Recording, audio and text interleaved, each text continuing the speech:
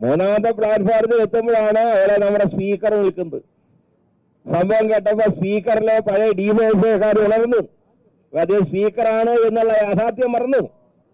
ഉടനെ CM ഫോണിൽ വിളിക്കുകയാണ്, ഇങ്ങനെ സംഭവം ഉണ്ടായി. ഉടനെ CM പറഞ്ഞു നേരെ ആശുപത്രിയിൽ പോകാൻ പറഞ്ഞു. പെട്ടെന്ന് കഴിച്ചൊരു വേദന. പിന്നെ കഴുത്ത് വേദനയ്ക്ക് നേരെ ജില്ലാ ആശുപത്രിയിൽ പോയി. ജില്ലാ ആശുപത്രിയിൽ ചെന്ന് അവിടുത്തെ ഡോക്ടർമാർ പറഞ്ഞ കാര്യമായിട്ട് കുഴപ്പമൊന്നുമില്ല. ഉടനെ പെരിയാരം മെഡിക്കൽ കോളേജിൽ കൊണ്ടുപോയി. പെരിയാരം മെഡിക്കൽ കോളേജ് എന്ന് പറഞ്ഞാൽ അത് കെ കരുണാകരന്റെ കാലത്ത് തുടങ്ങിയതാണ്. പക്ഷെ എന്ത് ചെയ്യാനും ഇപ്പൊ അത് CPM അതിന്റെ താവളാണ്. 10 പേര് എഴുതിയേണ്ട സ്ഥാനത്ത് 100 പേരെ എഴുതിയത്, ഒക്കെ സഹാക്കള്.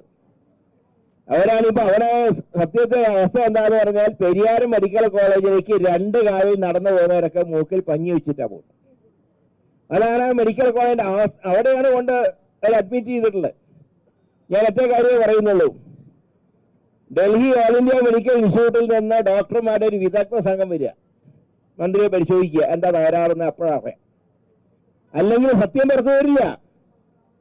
ഇത് ICU അഡ്മിറ്റ് ചെയ്തവർക്ക് എങ്ങനെ ഞാൻ ചോദിക്കുന്നത്, 1ാം നമ്പർ പ്ലാറ്റ്ഫോറത്തിൽ നിന്ന് 3ാം നമ്പർ പ്ലാറ്റ്ഫോറത്തിലേക്ക് നടന്നും ചിരിച്ചും പോയ മന്ത്രി, അവർക്ക് ആ KCയുടെ കുട്ടികളെ തല്ലാണ്ടായിരുന്നു അവർക്ക്. അവസാനം മറ്റേ പോലീസുകാരാണ് മാഡം ദയവായിട്ട് പ്രകോപനം ഉണ്ടാവരുത് എന്ന് പറഞ്ഞ് അവർ സമാധാനിപ്പിച്ച് കൊണ്ടുവന്ന് എത്ര CCTV നമ്മൾ ഇത് കണ്ടു. ഞാൻ എവിടെയാണ് ഇവിടെ മന്ത്രി ആര് ദ്രോഹത ഏൽപ്പിച്ചു? ഇതൊക്കെ അറിയാത്തവരാണ് കേരളത്തിലെ ജനങ്ങൾ. ഇങ്ങനെ ഒരു കരിങ്കൊടി കാണിച്ചപ്പോൾ അതും PR വർക്കിന്റെ ഭാഗമായിട്ട് മുഖ്യമന്ത്രി തന്നെ പറഞ്ഞു എല്ലായിടത്തും പ്രതിഷേധം നടത്താൻ പറഞ്ഞു. ഇന്നലെ ഉണ്ടായതെന്താ? എല്ലായിടത്തും നമ്മുടെ പുതിയ യാത്രയുടെ ഫ്ലക്സുകൾ തകർത്തു.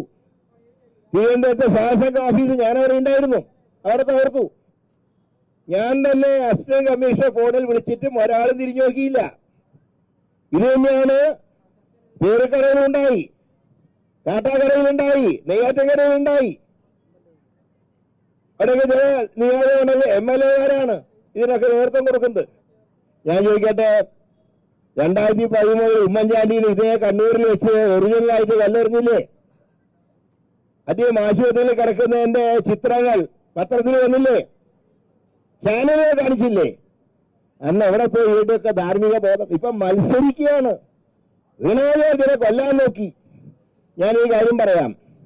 ഈ കള്ള റിപ്പോർട്ട് ചെയ്യുന്ന പോലീസുകാര് 6 മാസം കഴിഞ്ഞ പെൻഷൻ വാങ്ങില്ല. ഞാൻ അത്രേ പറയുന്നുള്ളൂ. കാരണം കൊല്ലണമെന്ന് പറഞ്ഞിട്ട് ആക്രോശിച്ചു എന്ന്. എവിടെ തെളിവോടെ? എവിടെയാണ് CCTV? അതായത് AKG സെന്ററിന്റെ ഉത്തരവുകളാണ് നടപ്പാക്കുന്നതെങ്കിൽ ഈ ഭരണത്തിന് 2 ആഴ്ചത്തെ ആയുസേ ഉള്ളൂ. നിങ്ങൾ മനസ്സിലാക്കണം. 2 ആഴ്ച കഴിഞ്ഞാൽ ഇലക്ഷൻ പ്രഖ്യാപിക്കും, പെരുമാറ്റച്ചട്ടം വരാൻ പോവാണ്. അതുകൊണ്ട് ഈ കാര്യത്തിൽ, ഈ വേണുവിന്റെ കാര്യത്തിൽ മാത്രമല്ല, മെഡിക്കൽ കോളേജിൽ മരണപ്പെട്ട നിരപരാധികളായിട്ടുള്ള ആളുകളുണ്ട്. അവർക്കൊക്കെ നഷ്ടപരിഹാരം കൊടുക്കാൻ സംസ്ഥാന സർക്കാർ തയ്യാറാകണം. അതുമാത്രമല്ല, ബന്ധപ്പെട്ടവരെ സസ്പെൻഡ് ചെയ്യാനും സർക്കാർ തയ്യാറാകണം. അതല്ലെങ്കിൽ ഈ സമരം ഇവിടം കൊണ്ട് അവസാനിക്കില്ല. വിദഗ്ധ ചികിത്സയ്ക്ക് വന്ന വേണുവിനെ വളരെ ദയനീയമായിട്ടുള്ളൊരു മരണമാണ് ഈ സർക്കാർ സമ്മാനിച്ചതെങ്കിൽ ഇതൊക്കെ കൈയും കെട്ടി നോക്കി നിൽക്കാൻ കഴിയില്ല. അതുകൊണ്ട് ഈ മന്ത്രി ഇനി ഹോസ്പിറ്റലിൽ നിന്ന് ഇറങ്ങുമ്പോഴേക്കും മിക്കവാറും പെരുമാറ്റച്ചട്ടം വരും. അല്ലെങ്കിൽ ആ ഒരു കാര്യം പറയാം, ഇവരെവിടെ പോയാലും കരിങ്കൊടി കാണിക്കും, സംശയമൊന്നുമില്ല. മന്ത്രി എന്നുള്ള നിലയിൽ ഏത് സർക്കാർ പരിപാടിയിൽ ചെന്നാലും കരിങ്കൊടി കാണിക്കും. ഇതൊന്നും കണ്ട് പേടിച്ചോടുന്നവരൊന്നല്ല കോൺഗ്രസ്സുകാരെന്ന് മാത്രമേ ഞാൻ പറയുന്നുള്ളൂ. ഒരു EMS കഴിച്ചിട്ട് കേരളത്തിലെ കോൺഗ്രസിന്റെ രോമത്തെ തൊടാൻ കഴിഞ്ഞിട്ടില്ല. പിന്നെയാണ് ഒരു പിണറായി വന്നിട്ടുള്ളത്. അതുകൊണ്ട് ഇതൊന്നും ഞങ്ങളെ കാണിച്ച് പേടിപ്പിക്കണ്ട. പിന്നെ ഗോവിന്ദമാഷാണെങ്കിൽ എന്തോ വിളിച്ചു പറയട്ടെ, പറയുന്ന എന്താണ് ഗോവിന്ദമാഷക്കും അറിയില്ല. ഏതായാലും ഇന്നലെ കണ്ണൂര് പാർട്ടി യോഗത്തിൽ പോയിട്ട് കക്ഷിത്താന തളിപ്പറമ്പിൽ മത്സരിക്കുന്നില്ല. അവിടെ വേണ്ടി വായുവിനെ സ്ഥാനാർത്ഥിയാക്കാൻ നോക്കി. അവിടുത്തെ മുഴുവൻ ആക്കാൻ പറ്റില്ല.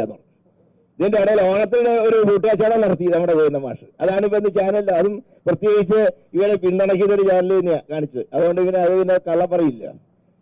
അപ്പൊ ഇതൊക്കെയാണ് ഇവിടുത്തെ അവസ്ഥ. ഏതായാലും ശക്തമായിട്ടുള്ള സമരവുമായി ദളിത് കോൺഗ്രസ് മുന്നോട്ട് പോകും. ഈ സമരത്തിന് എല്ലാവിധ വിജയാശംസകളും നേർന്നുകൊണ്ട് ഈ മാർച്ച് ഔപചാരികമായിട്ട് ഉദ്ഘാടനം ചെയ്യുന്നു. എല്ലാവർക്കും എന്റെ വിനീതമായിട്ടുള്ള നമസ്കാരം.